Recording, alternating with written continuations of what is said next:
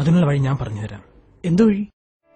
ആദ്യം നീ അവളുടെ വീട്ടിൽ ചെന്ന് പറയണം, നീ കാരണം അവളുടെ ഭാവി തകരില്ലെന്നും അവൾ ഇനി ശല്യം ചെയ്യില്ലെന്നും. അവരെ നീ വിശ്വാസപ്പെടുത്തണം. എന്നിട്ട് അവളോട് രഹസ്യമായിട്ട് പറയണം, ഒരു 3 വർഷം വെയിറ്റ് ചെയ്യണമെന്ന്. 3 വർഷമൊക്കെ എന്തായാലും നമുക്ക് പിടിച്ചിരിക്കാൻ പറ്റും. അപ്പോഴേക്കും നീ ഒരു ജോലി കണ്ടെത്തണം, പൈസയും ഉണ്ടാക്കണം. അപ്പോഴേക്കും അവളുടെ വീട്ടുകാർക്ക് തോന്നണം, നിന്റെ കൂടെ ജീവിച്ചാലേ അവൾക്ക് സന്തോഷം കിട്ടത്തുള്ളൂ എന്ന്. അതിനുള്ള പ്ലാൻ നീ തയ്യാറാക്കണം. തീർച്ചയായും നിങ്ങൾ ഒന്നിക്കും. എന്റെ മനസ്സങ്ങനെ പറയുന്നു. നല്ലവരെ ദൈവം കൈവിടില്ല. പോരാടുന്നവർക്ക് വിജയം ലഭിക്കൂ. അവൾക്കായി നീ പോരാടണം. ഈ പ്രശ്നം അങ്ങനെ തീരില്ലേട്ടാ. നടക്കൂടാ. നീ ആദ്യം നിന്നെ വിശ്വസിക്കണം. നീ മരിച്ചാൽ നിനക്ക് നഷ്ടമൊന്നുമില്ല. നഷ്ടപ്പെടുന്നത് നിന്റെ വീട്ടുകാർക്കാണ്. പിന്നെ നിന്നെ സ്നേഹിക്കുന്ന ആ പെൺകുട്ടിക്ക്. നിന്റെ അനിയത്തിയുടെ ഭാവി ഇതോടെ തകരും. നിന്നെ സ്നേഹിക്കുന്ന നിന്റെ പെണ്ണിന്റെ അവസ്ഥ അത് നീ ഓർത്തോ? പ്രശ്നങ്ങളിൽ നിന്ന് ഒളിച്ചോടാൻ മരണമായിരുന്നു എളുപ്പ വഴിയെങ്കിൽ ഈ ലോകത്ത് മനുഷ്യർ കാണില്ലോടാ. പ്രശ്നങ്ങളില്ലാത്ത മനുഷ്യരുണ്ടോടോ?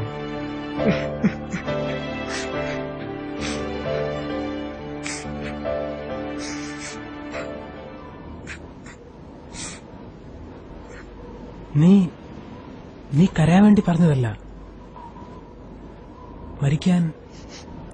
മരിക്കാൻ ഒരു നിമിഷം മതി. ജീവിക്കാൻ ആഗ്രഹമുള്ളവർക്കേ പറ്റൂ. ദൈവം തന്ന ഈ ജീവിതം നീയായി കളയരുത്. ആ ദൈവം നമ്മെ സൃഷ്ടിച്ചിരിക്കുന്നത് ഓരോരോ ലക്ഷ്യങ്ങൾ പൂർത്തീകരിക്കാനാണ്. ലക്ഷ്യങ്ങൾ എന്തോ ആയിക്കൊള്ളട്ടെ, ആ ലക്ഷ്യങ്ങൾ പൂർത്തീകരിക്കാൻ മരണം വരെ പോരാടി ആ ലക്ഷ്യങ്ങൾ നേടുന്നവനാണ് ജീവിതത്തിലെ യഥാർത്ഥ വിജയി.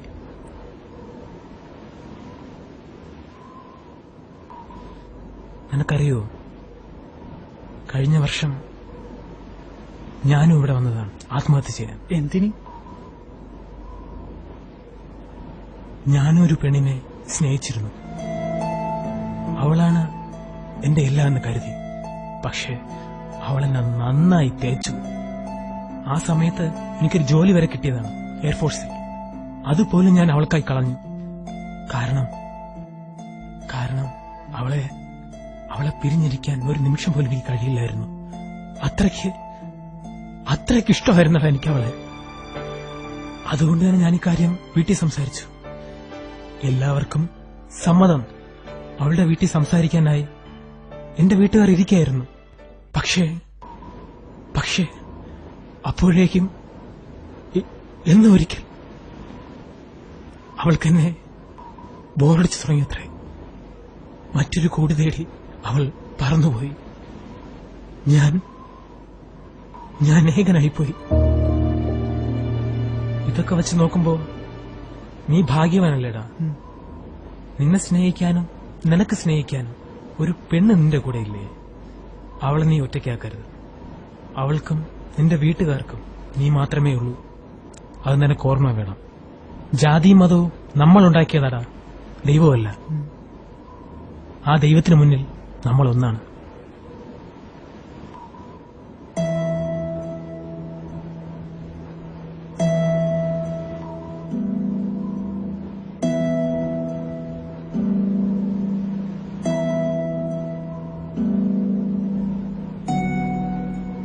നിനക്ക് നല്ലൊരു ഹൃദയമുണ്ട്. അതുകൊണ്ടാണ് മറ്റാരും വേദനിക്കാൻ നീ ഇഷ്ടപ്പെടാത്തത്. ഇനി കണ്ണുകൾ നിറയരുത്. നിനക്ക് മറ്റൊരു ലക്ഷ്യമുണ്ട്. ലക്ഷ്യമാണ് പ്രധാനം, മാർഗമല്ല. നല്ലത് വരും.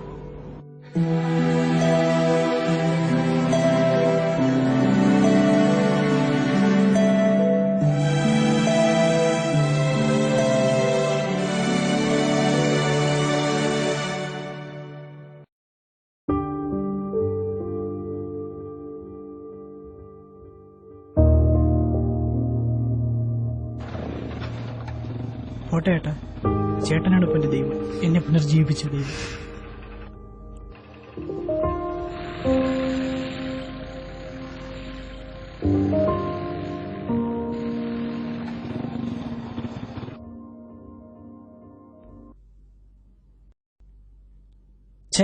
ചേട്ടൻ പോയോ? ചേട്ടന്റെ പേരോ വീടോ ഒന്നും ചോദിക്കാൻ പറ്റിയില്ല.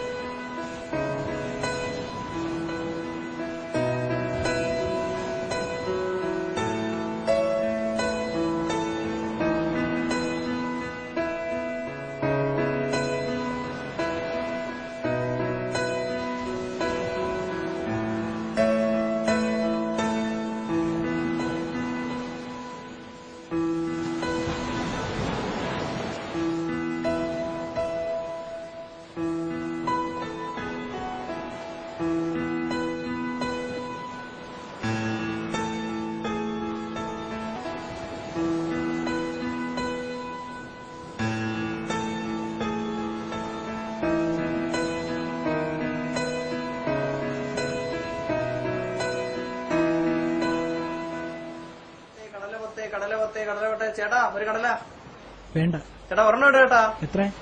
10 രൂപ. ഒരെണ്ണം.